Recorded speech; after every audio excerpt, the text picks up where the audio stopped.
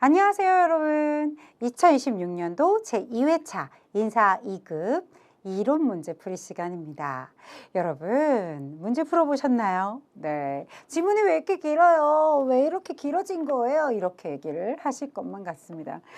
주로 제가 현장에 있을 때 많이 듣는 이야기이기도 해요. 왜 이렇게 난이도 자꾸 올릴까요? 뭐 이런 얘기를 하십니다. 근데 여러분, 잘 읽어보면 또 답이 이렇게 도출이 되니까 우리 조금 긍정적으로 네, 안 될까요? 네, 좋습니다. 지금부터 하나하나씩 풀면서 그래도 힌트가 되는 거, 그러면 이런 문제는 어떻게 풀면 될까? 에 포커스 맞춰서 설명드려 보도록 할게요. 자, 첫 번째 문제입니다. 인공지능의 비즈니스 적용 프로세스 5개의 단계로 나누어서 언급이 되어 있어요. 우리 인공지능 비즈니스 프로세스라고 해서 5단계 나와 있는 것은 보신 적이 있을 거예요. 그쵸, 여러분? 네, 거기에 이제 사례적인 내용들을 곁들여서 이야기를 해놨으나 너무나 착하다 이렇게 표현하면 안 되겠지만 여러분 그래도 우리에게 모든 것을 희망을 다 사가진 않았다. 여기 보도록 할게요. 키워드들이 들어가 있습니다. 무엇을 의미하는지 언급을 해주고 있다라고 얘기할 수 있겠죠. 자, 읽어보도록 하겠습니다. 주식회사 생산은 1,500명의 규모 제조기업으로서 1년간 신입, 경력, 핵심 인력의 조기 퇴사가 늘어 인사 운영에 차질이 발생했습니다. 인사팀은 ERP 인사, 근태, 급여, 교육 데이터를 활용해서 퇴사의 위험을 조기에 파악하고 면담 배치, 교육, 선제 대응을 하기 위해서 AI를 도입하려고 합니다. 그럴 때 이 5단계에 맞춰서 적절한 순서를 고려해 주세요. 이런 얘기예요. 사실 저는 이 문제 봤을 때 글을 다 읽지 않았어요. 왜요? 앞에 써 있기 때문에 그렇습니다. 자, 첫 번째, 이렇게 비즈니스 영역 탐색이라는 걸 보고 맞아. 첫 번째, 가부터 들어가야지. 왜? 비즈니스 영역 탐색이란 말편. 그러면서 저는 이렇게 나아가서 봤어요. 앞으로 이 비즈니스 영역의 탐색이라는 말편을 빼도 잘 맞출 수 있겠지? 나 지금 가이드 주는 거야. 이렇게 저는 눈치를 그쪽으로 채워봤거든요. 즉, 이렇게 비즈니스 영역 탐색이 없어도 알 수 있어야 돼 라는 것으로 봤단 얘기예요. 그러니까 미래죠 이제. 앞으로 출제될 문제 중에서 이 친구를 좀 빼낼 수도 있다라는 생각을 해봤어요. 그럼 이 지문은 똑같이 쓰이겠죠. 인사팀은 최근 이슈를 점검한 결과 조기 퇴사가 증가해서 생산의 차질, 채용 비용이 증가로 이루어져 있기 때문에 퇴사 위험을 예측해서 AI 적용 우선 과제로 선정했다. 그렇죠? 이렇게 우선 과제로 선정했대요. 비즈니스 영역을 탐색했어요. 그리고요. 두 번째, 그 다음에 해야 하는 것은 우리가 목표죠. 목표를 수립합니다.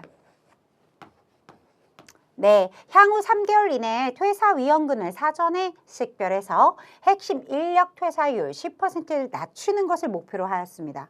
그죠? 비즈니스 목표를 수립했어요. 그 다음에 우리 요걸 봐줘야겠죠? 그에 따른 데이터를 확보해야 되겠습니다. 데이터 수집이죠. 인사, 근태, 급여, 교육 데이터와 퇴사 이력 데이터를 4번 기준으로 통합해서 분석용 데이터로 수집하고 적재했다. 이런 것들이 나오겠죠.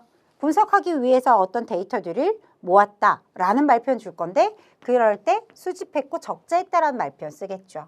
그렇죠? 이렇게 연결시켜서 나올 수 있겠다라는 생각을 하면서 같이 함께 읽어주시고 계셨으면 좋겠고요. 자, 그 다음에는 배포 아니죠. 모델 먼저 개발을 해줘야 되겠죠. 통합적인 데이터를 바탕으로 해서 퇴사 위험 예측 모델을 개발하고 그 성능 같은 것들을 비교해서 최종 모델로 선정했다. 이것이 바로 네 번째 단계죠. 인공지능 모델을 개발한다. 그 다음에 마지막이 배포죠. 가다, 남아, 라. 여러분 어디 있어요? 정답 4번에 존재하네요. 이렇게 우리가 공부할 때 아마도 이렇게 여러분 이 프로세스 따라서 공부를 하셨을 거예요. 그렇죠? 그랬을 거라 생각해요. 왜냐면 그 기나긴 글을요, 다 외울 수 있어요, 없어요? 우리 교재에 나와 있는 글을. 그럴 수 없거든요. 그러니까 이 순서에 맞춰서 공부를 하셨을 거니까 출제도 이에 맞춰서 출제를 했어요. 근데 만약에 조금 더 높이 날아갔대요, 문제가. 어렵게 출제를 하겠다라고 하면 이런 글자들을 없애버리겠죠. 그쵸? 그럴 때 이런 말표현들, 이런 사례들만 있어도 충분히 이렇게 나열할 수 있는가를 보고자 할 것이다. 그럴 때 핵심적인 키워드 같은 것들은 저렇게 데이터를 수집 적재했다, 이런 말표현 안 줄 수 없죠. 그쵸, 여러분? 어떤 것을 목표로 삼았다, 이런 것들을 안 줄 수는 없어요. 그쵸, 여러분? 좋아요. 자, 따라서 정답 몇 번? 4번 체크하고 문제 2번으로 넘어가 보겠습니다. 다음은 4차 혁명 시대의 스마트 ERP에 대한 이야기다. 적절한 설명만 골라주세요. 자, ERP는요, 제조, 생산, 재무, 회계, 판매, 마케팅, 인적 자원 관리 등 핵심 프로세스에서 데이터를 수집하여 하나의 통합적인, 오, 좋아요. 다 맞는 얘기 같아요. 네, 통합적인 데이터베이스를 저장 관리하는 통합 관리 시스템이다. 맞아떨어지죠. 스마트 ERP는요, ERP에 인공지능, 빅데이터, 사물 인터넷, 블록체인 등의 신기술이 융합되어 지능화된 기업 경영을 가능케 하는 여러분 통합정보 시스템. 오, 아주 올바르죠? 그래요. 그래서 여러분 이렇게 이 기술들이 총체적으로 통합돼서 지능화됐다라는 말표현 들어가 있잖아요. 그래서 스마트 ERP 맞아요. 자, AI 기반의 빅데이터 분석을 통해서 최적화, 예측 분석이 가능해 과학적, 합리적인 의사결정을 그럼요, 지원합니다. 자, 제조기업에서는 빅데이터 처리 분석을 기반으로 생산 자동화, 그렇죠. 생산 자동화를 구현하고 ERP와 연계해서 생산 계획, 선제적인 예측 및 실시간 의사결정이 가능해집니다. 맞는 얘기예요. 좋은 얘기, 다 맞는 얘기만 써야지 있어요. 최근에는 빅데이터 분석과 AI 기술이 적용이 된 비즈니스 애널리틱스가 추가된 스마트 ERP가 활용이 되고 있고, 자, 비즈니스 애널리틱스는 질의 보고와 같은 기본적인 분석과 예측 모델링 같은 정교한 분석 같은 것들을 지원합니다. 맞아요. 자, 그러면 여러분 적절한 설명만 고르세요. 다 적절해요. 아주 올바른 표현을 쓰고 있죠. 따라서 정답은 기역, 니은, 디귿, 리을 다 맞았다. 미음까지 싹 다 올바르다 라고 처리하고 정답 몇 번? 4번입니다. 라고 체크하고 넘어와 주시면 되겠습니다. 자, 문제 3번으로 넘어가 볼게요. 주식회사 생산은 ERP 회계 모듈과 인사 모듈을 자체 개발하려고 했으나 내부 인력의 기술력이 부족했겠죠. 그쵸? 그리고 예산의 문제로 어려움을 겪고 있다. 그래서 ERP 솔루션 업체에 ERP 시스템 구축 및 운영을 외부 위탁, 아웃소싱을 하기로 결정했대요. 자, 아웃소싱 의사결정 이후에 변화로 적절하지 않은 것을 골라주자. 자, ERP 구축 관련 전문 지식, 노하우를 외부에서 확보하였다. 그렇죠? 우리 전문 지식 같은 것들이 우리 외부에 있는 거죠? 아웃소싱이기 때문에. ERP 아웃소싱을 통해서 외부의 업체에 대한 의존성이 증가되죠. 이게 단점이었잖아요. 그죠? 네. 적절하지 않은 거 2번. 유지 보수와 운영이 외부 업체에 의해 안정적으로 진행이 되고 부족한 내부 인력 보완과 IT 인프라 유지 비용 절감의 효과를 달성했다. 맞는 얘기죠. 네. 따라서 올바르지 않은 거 정답 2번입니다. 라고 처리하고 넘어올 수 있어요? 없어요? 있어요. 자, 기계학습에 대한 이야기 나왔어요. 머신 러닝, 그죠? 좋아요. 보도록 하겠습니다. 머신 러닝이라는 것에 대한 이야기고 올바르지 않은 것을 골라주세요. 라고 들어가 있습니다. 자, 기계학습, 머신 러닝이라는 것은 방대한 데이터를 분석해 미래 예측하는 기술로 일반적으로 생성된 데이터를 정보와 지식으로 변환하는 컴퓨터 알고리즘을 의미하는 것이다. 맞는 이야기. 그대로 우리가 학습한 내용, 정의를 그냥 가져다 쓴 거예요. 머신 러닝의 그냥 정의죠, 정의. 그죠? 자, 2번. 지도학습, 그렇죠. 지도학습, 비지도학습, 강화학습 이렇게 세 가지로 나뉘는 거 공부하셨을 거예요, 우리. 그렇죠? 근데 이 지도학습에 대한 이야기가 나왔어요. 학습의 데이터로부터 하나의 함수를 유추해내기 위한 방법이다. 그렇죠? 지도학습 방법에는 여러분 예, 클러스터 모형과 회기 모양이 있다 라고 들어가 있는데요. 올바르지 않죠? 분류 모형과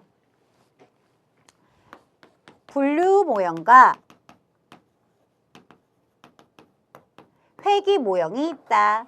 이렇게 들어가 있어야 되는 거죠. 그렇습니다. 올바르지 않네요. 따라서 정답 2번입니다. 라고 처리를 해주고 마무리해 주실 수 있고요.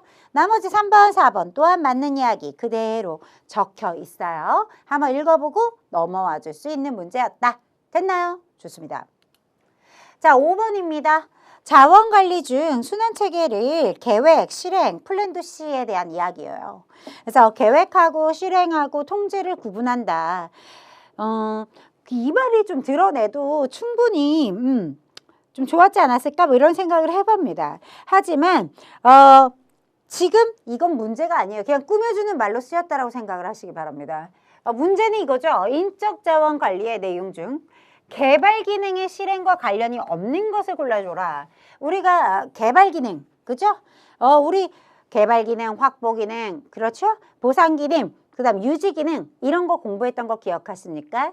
네, 개발 기능에는 어떤 것들이 있죠? 인사평가, 그죠? 인사평가, 교육훈련, 그죠? 경력개발 이런 것들이 있었던 거 기억하십니까? 존재하죠. 그죠, 여러분? 그럼 여러분 이와 관련이 없는 게 무엇입니까? 노사분규 해별이라고 들어가 있어요. 그러니까 이 말이 뭐랑 딱 달라붙어요? 유지기능에서 보셨습니다. 유지기능에서 노사관계를 어떻게 하겠다? 관리하겠다. 노사관계 관리가 여러분 유지기능에 들어가 있었죠. 자, 그렇습니다. 이것은 뭐다? 유지기능의 실행과 관련된 내용이다라고 보여져야 되겠죠. 그죠, 여러분? 이렇게 무엇과는 관련이 없다? 개발기능과는 관련이 없다라고 인지를 해주셔야 되겠죠. 그쵸, 여러분? 네. 그래서 여러분 이렇게 요 문제에 이렇게 나와 있을 겁니다. 자, 그래서 정답이 될 수 있는 거 4번 이렇게 체크를 해주실 거고요. 1, 2, 3번은 뭐다? 개발 기능에 대한 이야기고 4번에 대한 이야기는 옆에다 써놓을까요? 유지 기능의 실행과 관련된 이야기다. 이렇게 적어주시기 바랍니다. 네. 자, 6번입니다. 네. 가보죠. 인사관리의 접근 방법을 알맞게 짝지은 것을 골라주세요. 네, 여러분 누가 봐도 자 인사팀은 생산 라인의 작업 지시 방식이 성과에 미치는 영향을 점검했다 설명이고요. 여기서 중요한 건 XY만 보고 맥그리거의 XY 그렇죠. 이렇게 딱 떠올랐으면 좋았어요. 전 그걸 원해요. 우리 키워드 방식. 그렇죠. 네, X, Y. 나 일하기 싫어. 그죠? X. Y는 무슨 관점이라 그랬죠? 네, 뭔가 그 환경을 딱 조성해주고. 네, 그러면 목표가 정해지게 될 것이고 스스로 움직이게 될 것이다. 이런 얘기가 들어가 있죠? 네, 자율적인 점검을 운영했다. 이런 말표현으로 표현되어 있네요. XY 이론이죠. 네, 그걸 뭐라 그래요? 맥그리거의 XY 이론이라고 하죠. 그럼 여러분 정답 일단 2번은 걸러내야죠. 그래요. 그 다음에요. 네, 주식회사 생산성은 퇴사율이 높아져서 급여를 인상하고 사무실 환경을 개선했습니다. 하지만 직원의 만족도는 크게 오르지 않았어요. 그렇죠. 왜요? 이렇게 뭐에 대한 이야기하고 있어요? 환경적인 요인과 그렇죠? 또 읽어볼까요? 이후 회사는 직무의 확장, 성과를 인정, 성장의 기회를 주었대요. 뭐 우리 승진을 시켜줬다, 교육 같은 것들을 시켜서 강화시켜줬다는 얘기예요. 그래서 동기부여가 높아졌다. 이런 얘기가 들어가 있습니다. 이런 환경적 요인과 만족을 주는 뭡니까? 동기 요인이 나뉘어져 있습니다. 그쵸, 여러분? 위생 요인, 동기 요인 나눠져 있었던 게 뭐죠? 허츠버그의 이요인이었습니다. 그쵸? 앞에서 설명한 건 뭐죠? 이렇게 환경을 개선하고 급여를 인상해 줬다고 해서 만족감이 들지는 않는다라는 거죠.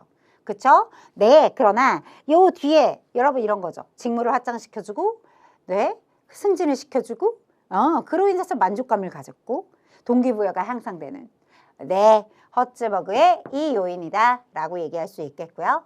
자, 주식회사 대한생산은 여러분 신제품 양산 초기로 공정의 오류가 잦아 긴급 대응이 필요한 팀과 개선 활동이 중심인 팀으로 나눠져 있네요. 동시에 존재했어요. 인사팀은 모든 팀의 동일한 리더십 스타일을 요구하기보다는 팀의 상황에 따라 여러분 이렇게 팀 상황에 따라 리더십의 효과가 달라진다는 관점 이런 것을 얘기하고 있어요. 뭐에 대한 이야기일까요? 피들러의 상황적 리더십 이론이다 라고 얘기할 수 있겠죠. 그쵸? 네, 정답 몇 번이에요? 4번이죠. 네, 벌써 사실은 A와 B를 명확하게만 알아도 그죠? 충분히 답을 도출할 수 있는 상황이기도 하죠. 그죠 여러분? 네, 따라서 정답 4번 체크하고 넘어올 수 있는 문제였고요. 직무평가 방법과 그 설명이 올바르게 짝지어진 것은 무엇인가요? 라고 들어가 있어요. 요인 비교법 봤어요. 보면서 지워도 좋겠다. 네, 요런 거 뭘까? 요건 꾸며진 요런 말표는 이렇게 삭제하고 가겠다. 이런 마음이 들었습니다. 좋은 지문이 아니에요. 뭔가 다른 걸로 묶어서 설명을 드리기가 좀 힘든 그런 지문이 써 있어서요. 요인 비교법이라는 거 우리가 어떻게 공부하고 있었던 내용으로 기억하시기 바랍니다.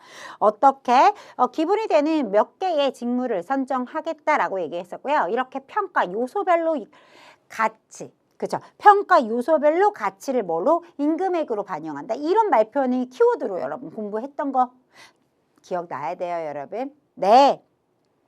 자, 1번 땡이다. 그죠? 2번은요. 직무 전체를 서로 비교해서 상대적인 순위를 결정하고 있습니다. 이런 것은 여러분 점수법이라고 얘기하면 안 되죠. 우리 뭐라 그래요? 서열법에 대한 이야기입니다. 라고 얘기할 수 있겠죠. 자, 직무를 사전에 정한 평가 요소별로 점수화하였습니다. 점수화하여 직무 가치를 산정했는데 서열법이라고 들어가 있어요. 올바르지 않구나. 이것이 바로 점수법이구나. 이렇게 바꿔줄 수 있겠죠. 네, 자 분류법. 직무를 유사한 난이도와 책임 수준에 따라 등급이나 직군으로 구분하고 있어요. 그렇죠? 직무를 사전에 뭐 했다고요? 등급이나 직군으로. 그런 기준으로 구분하고 있어요. 이런 걸 뭐라 그러죠? 분류법. 딱 알맞게 들어가 있는 내용. 정답은 몇 번? 4번이 됩니다. 라는 거. 그쵸? 이런 문제는 어떻습니까? 기본적인 개념이죠. 개념적인 문제이기 때문에 어렵지 않게 도달 가능할 내용이다. 라고 처리해 주실 거고요. 8번 문제입니다. 보기는 비기업의 인적자원 계획 수립 사례이다. 이 사례에서 설명으로 가장 적절한 거. 이 사례에 대한 설명으로 가장 적절한 거 골라줄래요? 라고 들어가 있어요. 자, 비기업은 내년도 신규 사업 진출을 계획하면서 밑줄 한번 쳐볼까요? 이렇게 필요한 인력 규모를 먼저 산정을 하였다. 이후 현재 재직 중인 인력의 직무 능력과 퇴직 예정의 인원, 내부 인원이 이동이 가능한 인력을 구분했대요. 분석했대요. 부족할 것으로 예상되는 인원은 외부 채용을 통해서 충원하기로 하였대요. 네. 여러분, 첫 번째, 장기적인 전략 수립이에요. 전략 수립. 조직 문화의 분석의 사례이다. 여러분, 이게 조직 문화 분석이라고 볼 수 있어요? 저는 인력의 계획을 짰다. 그죠? 인적자원의 계획에 조금 더 치중이 되어 있다라고 볼 수 있겠죠? 그죠? 네. 이게 앞에서도 인적자원 계획 수립에 대한 사례라고 했는데 조직 문화를 분석했다? 이런 말표는 올바르지 않죠. 자, 인적 자원의 외부 공급에만 의존하는 그럴 수 있어요. 나는 이것 때문에 그렇게 답이 일로 갔다. 그럴 수 있다라고 생각을 해보고 싶습니다만 여러분, 에만이라고 들어가 있어요. 아니죠. 왜? 분명히 앞에서 보시기를 내부에 인력을 분석을 했어요.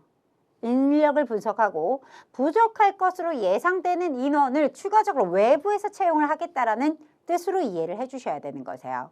따라서 이렇게 외부에만 외부 공급에만 의존하고 있는 것이 아니라는 거죠.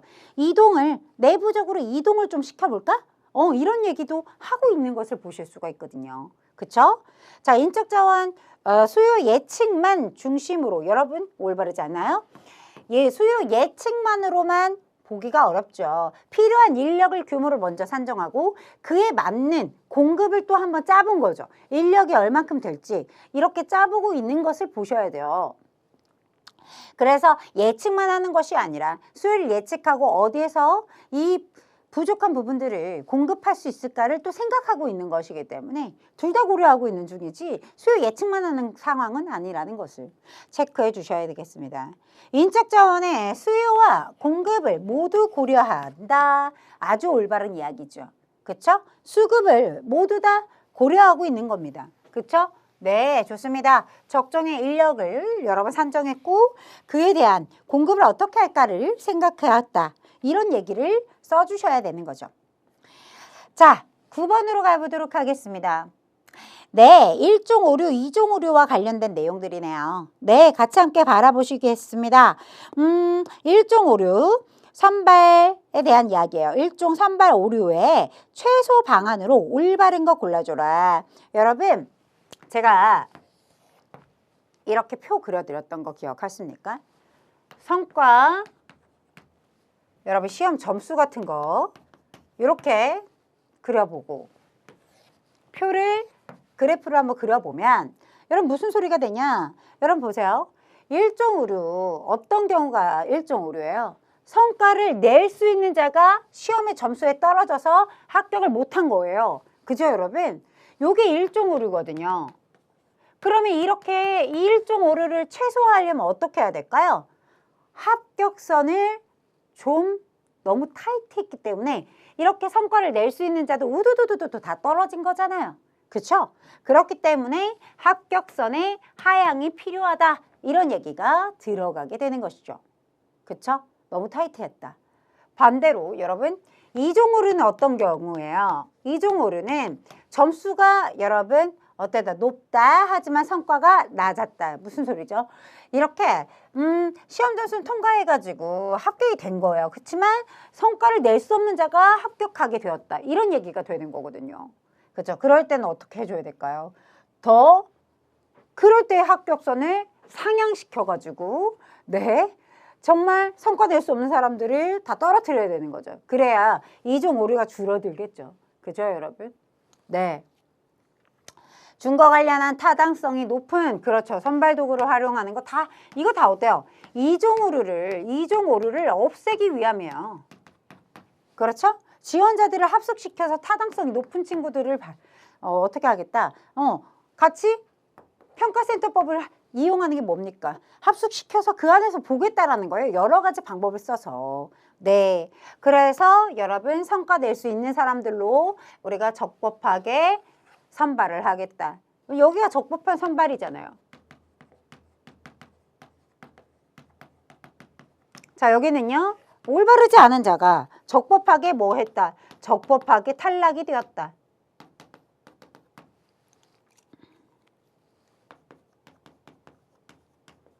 그죠? 네, 이렇게. 네, 좋습니다. 그렇기 때문에 정답이 될 수 있는 건 1번밖에 없더라. 이렇게 여러분들이 인지가 되었으면 좋겠고요. 여러분 이렇게 표로서 언급되는 문제가 1급에서도 충분히 출제가 되고 있기 때문에 여러분 나올 수 있다라고 보여지는 거죠. 내용 범주가 같기 때문에 범위가 같습니다. 그렇죠 여러분? 네. 자 10번입니다. 승진관리의 원칙으로 보기 어려운 것은? 하고 묻습니다. 승진관리 첫 번째 승진과정에서 공정하고 투명하게 평가해야 하는 원칙. 그렇죠? 이런 걸 뭐라 그래요? 공정성의 원칙이라고 얘기할 수 있죠. 자, 능력과 직무 적합성을 감안해서 적절한 시기에 승진시켜야 한다. 적정성에 대한 이야기겠죠. 승진해야 할 때가 됐을 때 여러분 어떻게 해줘야 돼요? 승진이 가능해야 합니다. 이런 얘기를 하는 것이기 때문에 적정성의 원칙이다 라고 얘기할 수 있겠고요. 직원의 업무 수행과 조직의 성과를 고려했을 때 안정적으로 승진시키는 원칙. 이런 것은 합리성의 원칙이라고 얘기할 수 있겠죠. 합리성에 대한 원칙이다 라고 얘기할 수 있을 것이고, 자, 승진 시 직원의 희망과 조직의 상황을 고려하지 않고, 고려하지 않아요? 무조건적으로 결정을 해요. 이런 말표현이 올바르지 않은 거예요. 직원의 희망과 조직 상황 같은 것들을 고려해야죠. 고려해야지만 올바르다라고 얘기를 할 수가 있는 거죠. 올바르지 않습니다. 그렇죠? 네, 무조건 결정한다? 이러면 여러분 어때요?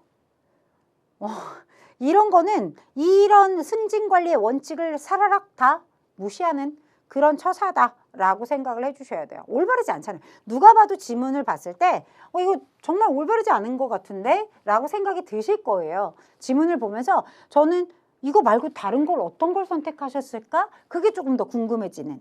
그쵸? 네, 모두 다 잘 맞추셨을 문제이기 때문에 이 정도까지 확인하고 11번으로 넘어갈게요. 인적 자원 개발을 위한 교육훈련 기법 중 네, 직장 내 훈련에 대한 이야기입니다. 그쵸? 네, 이에 대한 내용으로 적절하지 않은 것을 골라주세요. 이렇게 들어가 있어요. 첫 번째, 여러분 직무와 관련된 경험과 문제 해결 능력을 동시에 향상시킬 수가 있습니다. 동시에, 그죠? 바로바로 행해보면서 향상시킬 수가 있는 거죠. 직무랑 같이 결합해서 배우기 때문에. 훈련 비용이 상대적으로 적고, 그리고 실무와 연계되었기 때문에 효과성을 높일 수가 있습니다. 사내 강의실이나 외부 연수기관의 전문 강사의 지도로만 이루어진다는 것은 여러분 뭐에 대한 이야기예요? 그렇죠. 여러분 직장 내가 아니라 직장 외죠. 직장 외 훈련에 대한 이야기죠. 그렇죠? 네. 따라서 적합하지 않은 거 3번입니다. 라고 처리할 수 있고, 아주 4번 어때요? 대표적이죠. 뭐 직원이 실제 업무를 수행하면서 필요한 지식과 기술을 얻어가는 그런 훈련 기법이다. 그렇죠? 맞는 이야기고요. 올바르지 않은 건 3번 뿐이다. 그렇죠? 네, 3번은 여러분 직장 외 훈련에 대한 이야기예요. 라고 적어 놓으시면 되겠죠? 문제 12번입니다. 네, 주식회사 생산은 인적 자원의 관리의 사례입니다. 이 사례를 보고 가장 강조되고 있는 경력 관리의 핵심의 활동이 무엇인가요? 라고 들어가 있어요. 주식회사 생산은 여러분 구성원의 장기적인 성장을 지원하기 위해 그렇습니다. 한 번 더 언급하고 있죠. 개인별 경력 목표를 설정하도록 하고 이를 바탕으로 직무를 순환, 단계적으로 여러분 교육 훈련을 시켜주기도 하고 중장기적인 경력 경로를 설계해서 운영하고 있습니다. 또한 정기적인 경력 상담을 통해 개개인의 역량과 조직의 인력 수요를 연계하고 있습니다. 이런 말표현들을 들어가고 있어요. 자, 그러면 경력 관리의 핵심 활동, 여기에서 이루어지고 있는 게 뭐예요? 주식 회사 생산이 행하고 있는 게 뭡니까? 신입사원의 조직화? 아니요. 그런 말 없어요. 그죠? 뭐에 대한 이야기죠? 장기적인 성장을 위해서 경력 경로 설계 및 개발에 대한 이야기가 가득 차 있는 거죠. 그죠? 우리 보상의 제도에 대한 이야기 없었어요. 인사고과의 강화 이런 거 없었잖아요. 내용에서. 그죠? 이럴 때 여러분 어때요? 보기가 좀 길어져도 좋은 점이 바로 이런 부분이 있지 않을까. 네, 이렇게 생각을 해보면 그죠?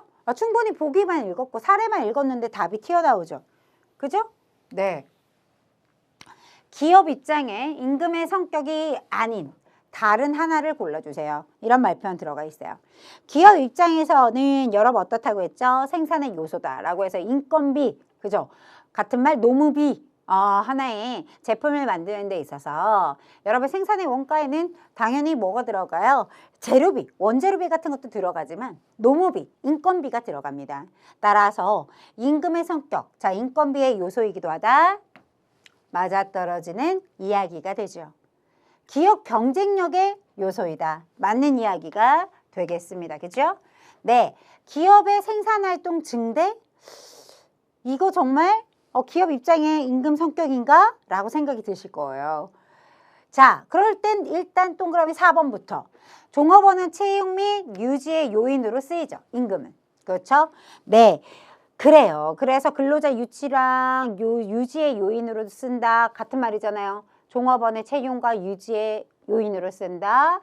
기업 경쟁력의 요인이다. 사람의 미래고 막 그러잖아요. 그죠, 여러분? 네. 그럼 동그라미 3번에 대해서 이야기해 보도록 할게요. 그냥 이렇게 들었을 때, 기업 입장에서도 어느 정도는 영향을 갖고 있는 거 아니야? 이런 생각을 하실 수 있는데요.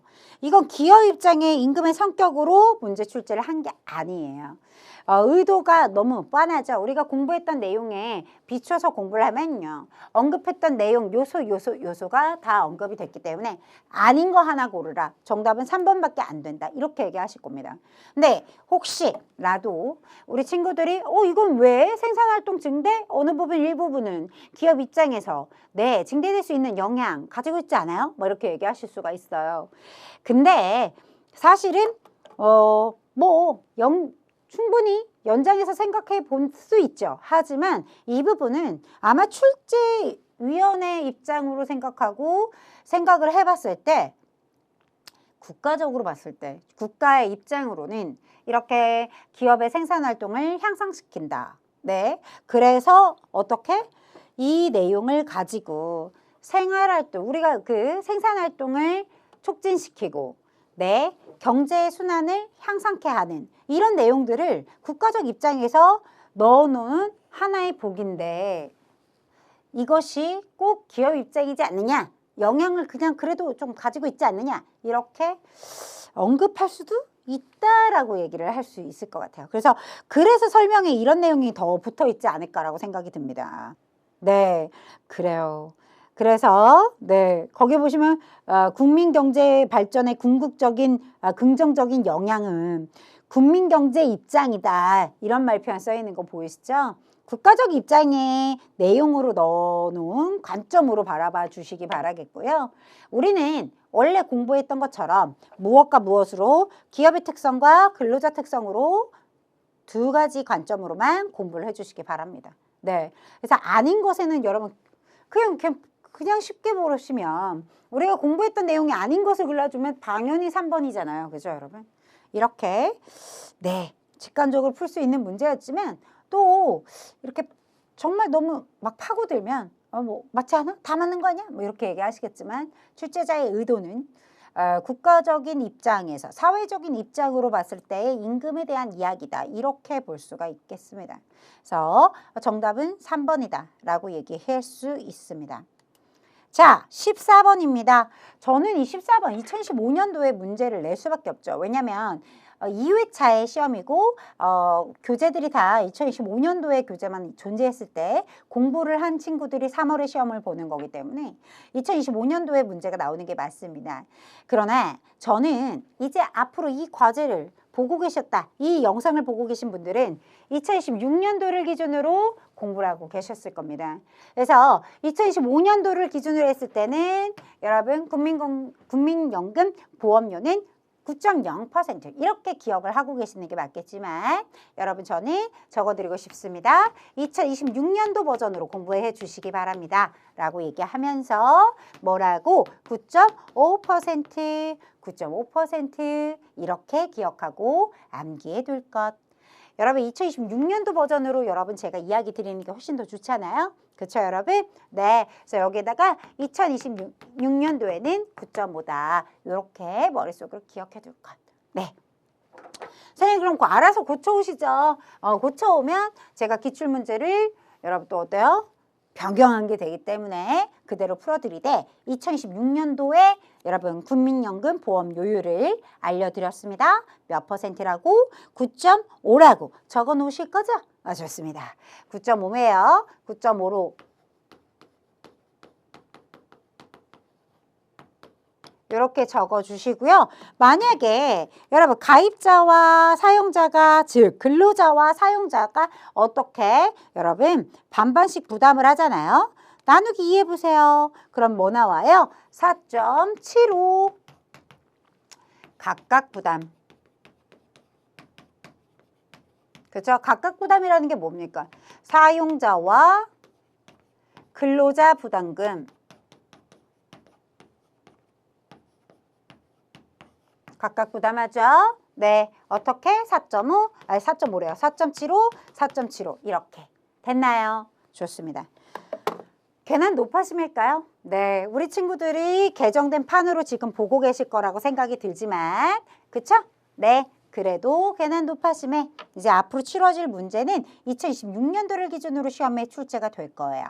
3회차부터는 우리가 개정된 사항으로 시험을 보게 될 것이니까 미리 준비하기. 자, 2차 여러분 뭐 나왔어요? 우리나라 4대 보험에 대한 이야기입니다. 설명으로 가장 적절하지 않은 것을 골라주세요. 네, 가보도록 하겠습니다. 건강보험은 질병, 부상에 대한 예방, 진단, 치료를 목적으로 한다. 네, 맞는 얘기죠. 2번, 산재보험은 근로자의 노후 소득 보장을 목적으로 한다. 땡. 그죠? 이건 뭐에 대한 얘기예요? 국민연금에 대한 이야기죠? 그쵸? 산재보험은 여러 뭐에 대한 이야기가 들어가 있어야 돼요. 산업재해, 업무상의 재해에 대해 보상에 대한 이야기. 그쵸? 네. 이런 얘기가 산업재해 보상보험에 대한 설명이다 라고 들어가 있어야 되겠죠. 올바르지 않구나 라는 거 체크 포인트. 따라서 정답 2번 체크하고 고용보험, 그 다음 국민연금에 대한 이야기 아주 잘 알맞게 들어가 있으니까 읽어보고 넘어와 주시면 되는 이야기. 자, 16번 문제는 이거 저는 이렇게 봤어요. 뭐지? 이 지역적인 문제를 출제를 했네? 라고 생각이 들었고요. 자, 이런 문제는 그냥 틀리라고 낸 문제라고 보시면 됩니다. 네, 이건 너무 지역적이기 때문에 제가 이런 얘기를 하는 거예요. 외국인 거주자 특례예요. 이거 외국인 거주자 특례에 대한 문제가 출제가 됐어요.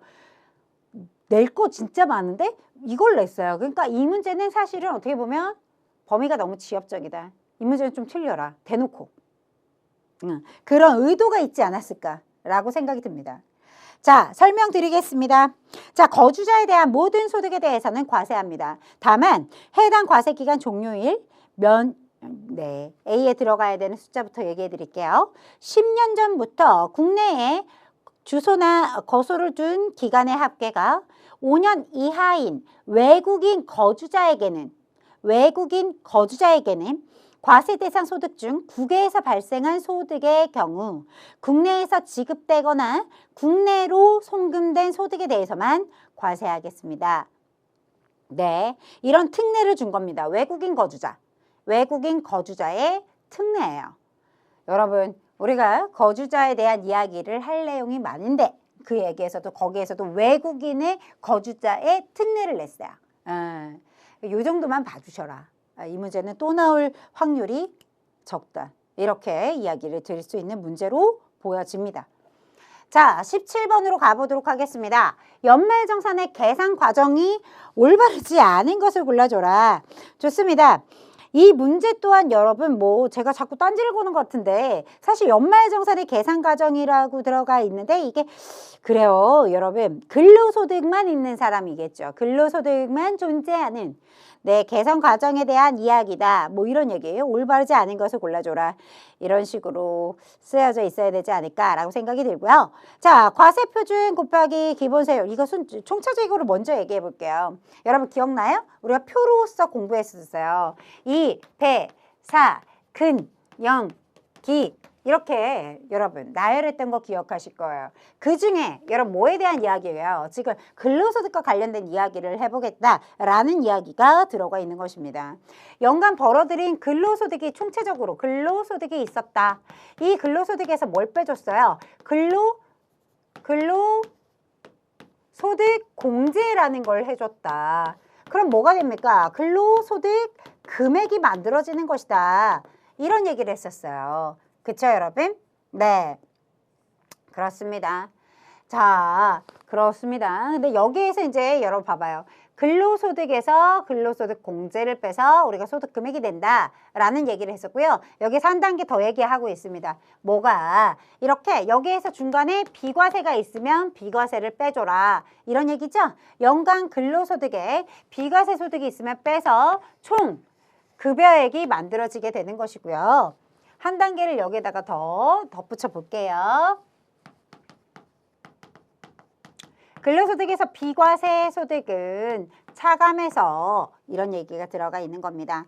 총 근로소득 근로소득이 나타났고 총 근로소득에서 네, 뭘 빼줘야 되겠어요, 여러분?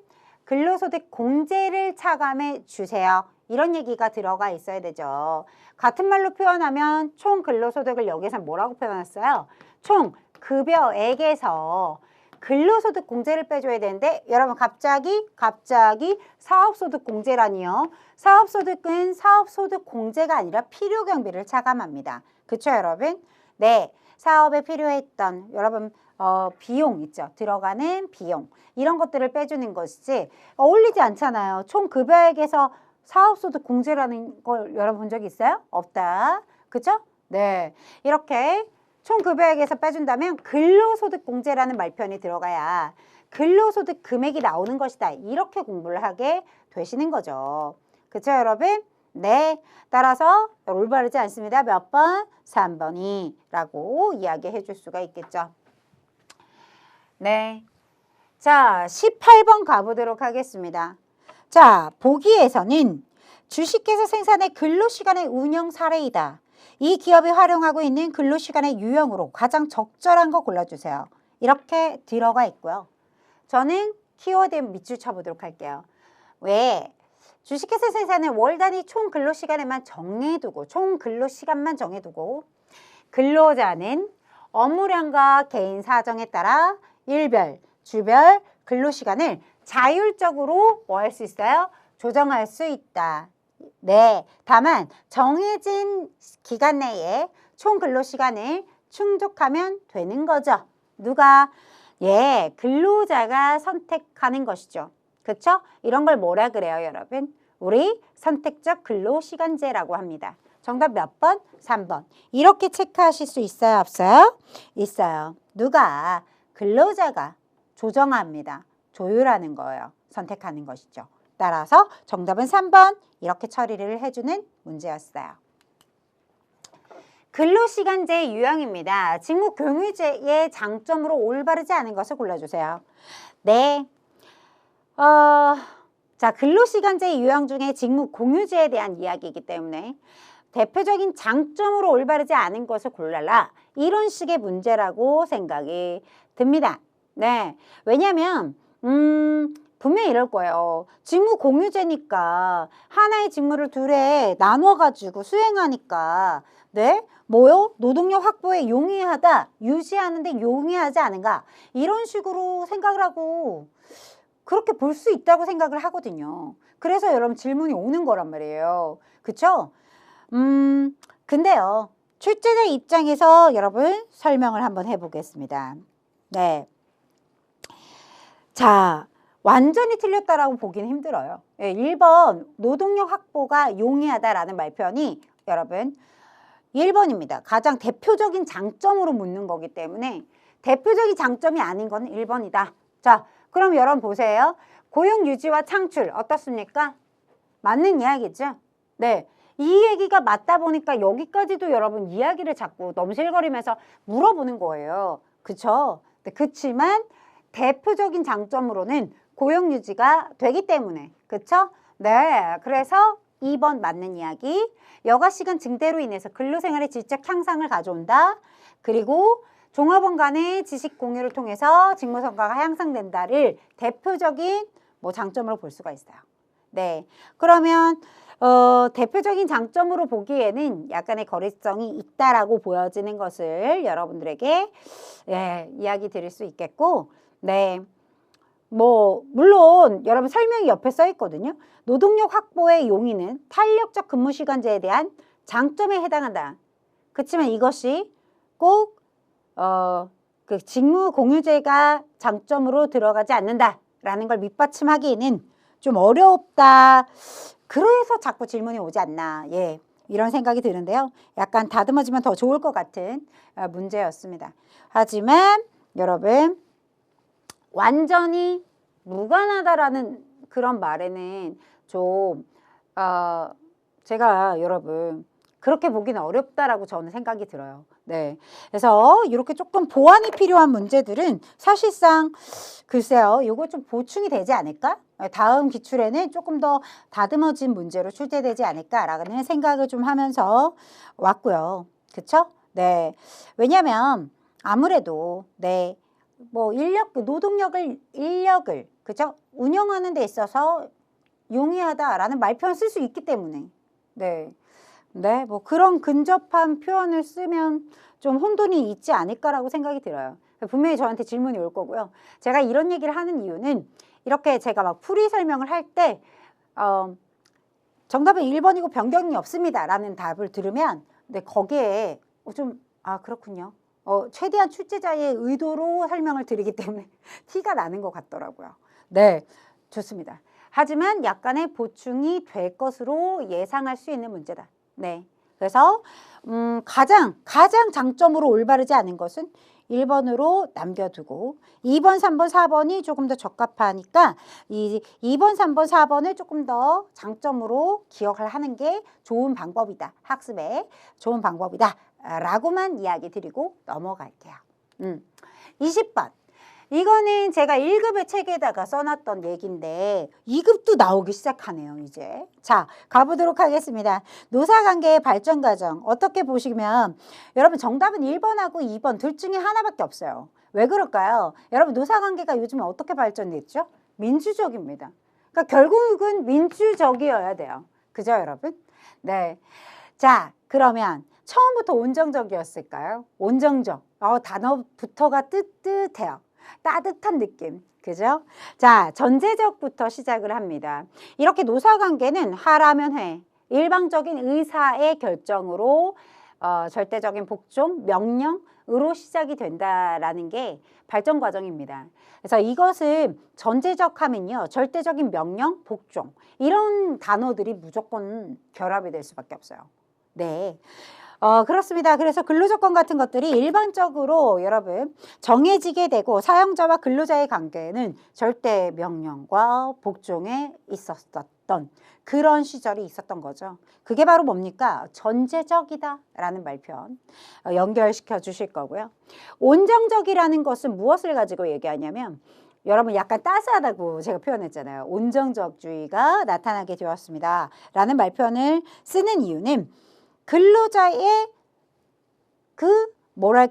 협조를 끌어내려면 이렇게 해, 저렇게 해 라고 하면 이런 관계로서는 발전이 되지 않는다라는 거예요.